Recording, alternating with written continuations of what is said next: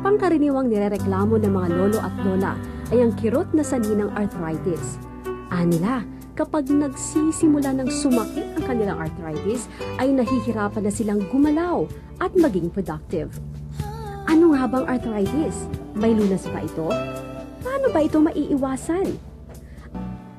Magandang hapon po mga lola at lolo. Welcome po sa paborito niyong portion ng mga issue po ninyo. Ngayon naman po, pag-uusapan po natin ang tungkol po sa arthritis. Ako, sakit po niya. Madalas po tayo mag-complain, di po ba, tungkol sa ating pong arthritis na ito. Pero meron naman nagsasabi, naku po, may problema naman ako sa osteoporosis.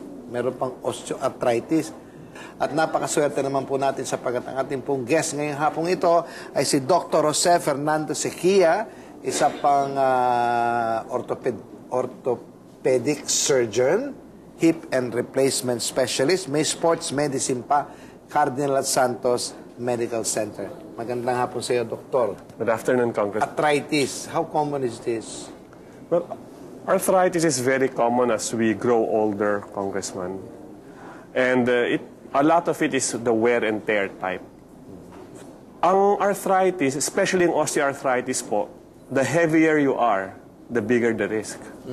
Meron naman osteoporosis. Yes. Ano kaibahan ng osteoporosis sa osteoarthritis po? Osteoporosis, porous, that means that the bone loses mineral. When you say osteoarthritis, it is the joint that is the problem. So makatuwid po pag sinasabi niyo pong problema sa arthritis, yan po ang tinutukoy po ay yung joints. Opo, yung joints po. Pag sinabi niyo po yung joints, ito yung elbow. Elbow, shoulder. Knees, pero shoulder.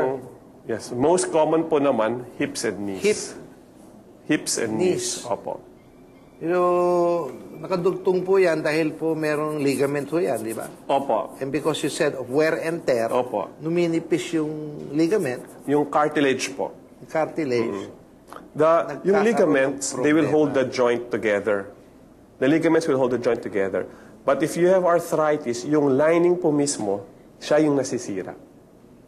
Ngayon po, Doktor, ang pinakapunot bulo po nito yung wear and tear. Opo. What are some of the things that we can do to prevent arthritis? Okay.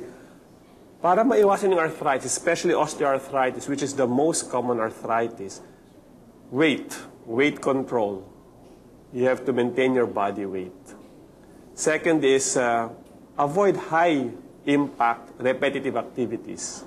So that means na the more you use the joint, let's say you jog and you run and you abuse your joint, your chances of developing osteoarthritis, mas malaki po siya kaysa if you did not do that. So let us say may pasyente po akong pupunta na may arthritis na po pero gusto pa po mag-exercise, I would tell them instead of jogging, try biking or swimming. At least, ma-exercise po kayo, but hindi po naman mapupudpud yung joints as fast. So regular exercise is important to keep the muscles also toned. For those na may gout, let us say, then you have to avoid the things na bawal sa gout. If you have rheumatoid arthritis, kailangan gagamutin din po kayo ng rheumatologist to control the disease. Nabanggit niyo po yung tungkol sa weight. So, without meaning to oversimplify the problem, but I guess logic tells you that if you're overweight, your joints are carrying an extra burden, di po ba yun? Correct. And that is why most arthritis occurs sa hips and knees. Kasi mas mabigat po yung nadadala ng mga tuhod kaysa sa yung mga dinadala ng mga siko. So most arthritis on the knees and in the hips. Ngayon, Doktor, siyempre yung punot dulo po nito, darating ka na sa punto na hindi mo na talaga kaya maglakad o talaga nga naman yung sakit mo naman po ay it becomes unbearable. What's the next thing to do? We start with weight reduction, physical therapy, medicines. Kung hindi mo nakukuha yan, then sa mga ganun po, then we try mga injections. Kung hindi talaga nakukuha, then we can replace the joint. Kadalasan ang nangyayari po, nagpapakonsulta po sila oras na maluban na talaga yung problema. By that time, talagang napudpud na po yung cartilage.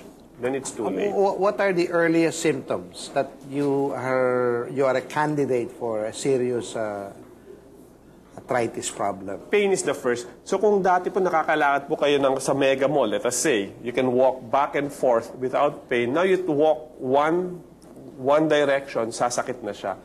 Then later on, one half na lang, masakit na rin siya.